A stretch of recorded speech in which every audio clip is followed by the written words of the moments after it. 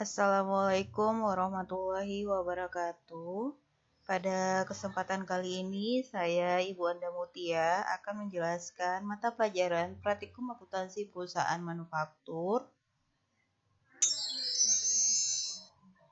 Kompetensi dasarnya adalah menganalisis dokumen sumber dan dokumen pendukung pada perusahaan manufaktur, melakukan pengecekan dokumen sumber dan dokumen pendukung pada perusahaan manufaktur. Kita langsung saja ke tujuan pembelajarannya. Di sini, setelah berdiskusi dan menggali informasi serta literasi, peserta didik dapat menjelaskan pengertian akuntansi perusahaan manufaktur, merinci jenis-jenis biaya perusahaan manufaktur, mengidentifikasi dokumen sumber dan dokumen pendukung perusahaan manufaktur, serta menyiapkan dokumen transaksi perusahaan manufaktur. Kita langsung saja kita lihat karakteristik operasinya. Dari sini nanti kita akan mengambil kesimpulan apa itu perusahaan manufaktur. Di sini ada pembelian bahan baku. Di sini terjadi transaksi pembelian bahan baku, di mana ketika pembelian bahan baku ini nanti akan langsung masuk ke dalam gudang bahan baku sebelum nantinya diolah. Nah, setelah masuk ke gudang bahan baku tersebut nanti akan diolah di pabrik. Setelah diolah, bahan baku tersebut akan menjadi barang jadi. Nah, barang jadi ini nanti berhubungan dengan 3 bagian. Yang pertama itu bagian gudang barang. Barang jadi yang telah diproses dari bahan baku itu akan langsung masuk ke gudang barang. Setelah masuk ke gudang barang, maka akan terjadi transaksi penjualan. Itu nanti akan berhubungan dengan bagian penjualan. Ada bagian administratif dan umum. Bagian administratif dan umum ini lebih kepada di luar dari proses produksi, tapi dia termasuk dari bagian perusahaan manufaktur. Nah, gudang barang berarti ini adanya barang-barang yang akan dijual. Nah, dari barang-barang yang akan dijual itu, kita nanti akan menentukan berapa harga pokok barangnya. Harga pokok barang. Sedangkan di bagian penjualan, itu nanti akan kita hitung yang namanya biaya penjualan. Sedangkan untuk bagian administratif dan umum, itu adalah untuk biaya administratifnya. Misalnya, biaya listrik, air, dan telepon, biaya gaji, dan lain-lainnya. Nah, itu harga pokok, biaya penjualan, dan biaya administratif itu masuk ke dalam laporan laba rugi. Sedangkan pabrikan, proses produksi bahan baku menjadi barang jadi, yaitu nanti kita akan membuat yang namanya laporan harga produksi. Jadi, di sini dapat disimpulkan, perusahaan manufaktur adalah perusahaan yang kegiatannya mengolah bahan baku menjadi barang setengah jadi atau menjadi barang jadi, di mana nantinya akan dijual kembali. Di sini tujuan perusahaan manufaktur adalah untuk memperoleh keuntungan. Jadi perusahaan manufaktur itu adanya kegiatan mengolahan bahan baku menjadi barang jadi. Kita lanjutkan komponen biaya produksi. Di sini ada 3 komponen biaya produksi. Ada biaya bahan baku atau material biaya, yaitu biaya yang dikeluarkan untuk memperoleh bahan baku yang digunakan atau yang diperlukan oleh perusahaan sehingga menjadi barang jadi. Yang kedua, biaya tenaga kerja langsung. Biaya tenaga kerja langsung ini adalah biaya tenaga kerja atau upah yang diberikan kepada karyawan yang terlibat langsung dalam proses produksi. Jadi ini biaya tenaga kerja langsung ini adalah biaya tenaga kerja yang berhubungan langsung dengan proses produksi.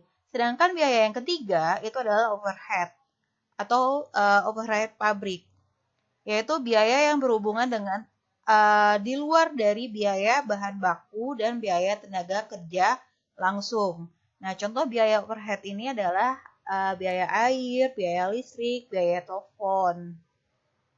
Kita lanjutkan klasifikasi dan hubungan fungsional antar biaya. Nah, di sini ada jenis biaya atau klasifikasi biaya, yaitu ada biaya produksi dan biaya komersil.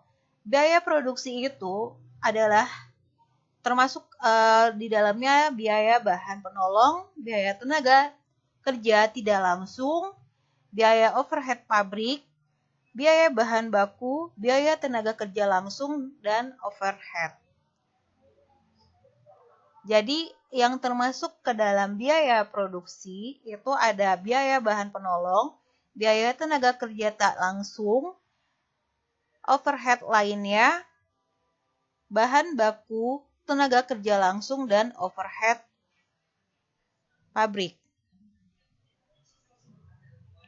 Kalau ini biaya produksi tidak langsung, sedangkan kalau yang ini bahan baku, tenaga kerja langsung, dan overhead itu termasuk ke dalam biaya produksi langsung.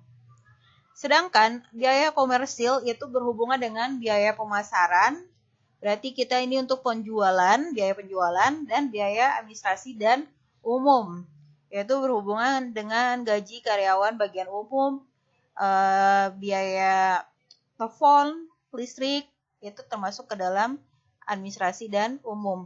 Biaya telepon listrik untuk bagian kantornya. Nah, biaya produksi dan biaya komersil itu termasuk ke dalam operasi total istilahnya. Kita lanjutkan.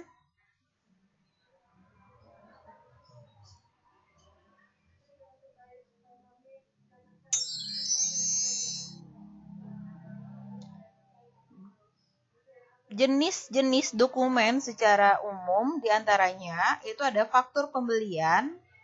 Berarti di sini adanya transaksi pembelian barang atau bahan baku secara kredit. Faktur penjualan yaitu penjualan barang secara kredit. Bukti permintaan dan pengeluaran barang gudang.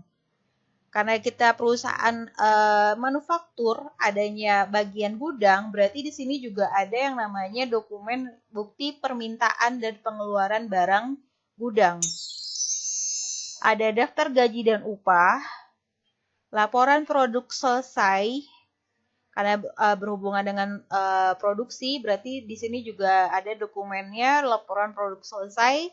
Bukti pengeluaran kas. Bukti pengeluaran kas adalah bukti yang berhubungan dengan kas keluar, adanya transaksi pengeluaran kas, dan bukti penerimaan kas, yaitu adanya transaksi kas masuk atau kas yang diterima oleh perusahaan.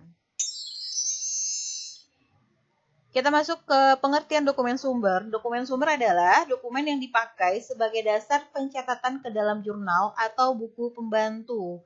Nah, kita kan akan melakukan pencatatan nantinya ke dalam jurnal, maka dokumen yang kita gunakan itu adalah dokumen sumber. Karena kita melihatnya dari dokumen sumber, yaitu tadi ada faktur penjualan, faktur pembelian, bukti kas keluar, bukti kas masuk, daftar gaji. Kita masuk ke dokumen pendukung, adalah dokumen yang melampiri dokumen sumber sebagai bukti sahih atau sah transaksi yang direkam dalam dokumen sumber. Jadi dokumen pendukung ini adalah dokumen lampirannya, dokumen lampiran dari dokumen sumber. Misalnya faktur penjualan, berarti adanya dokumen surat order pengiriman.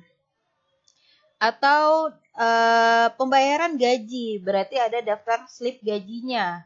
Nah, itu termasuk ke dalam dokumen pendukung, yaitu dokumen yang melampiri dari dokumen sumber.